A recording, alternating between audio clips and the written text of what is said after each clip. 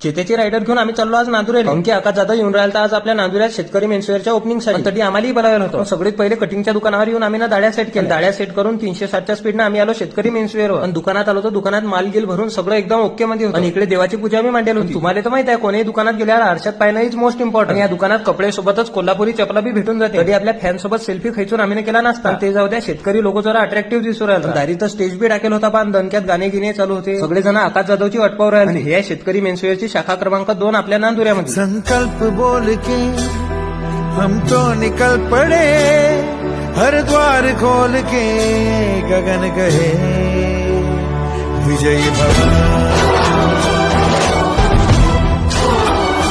विजयी भव.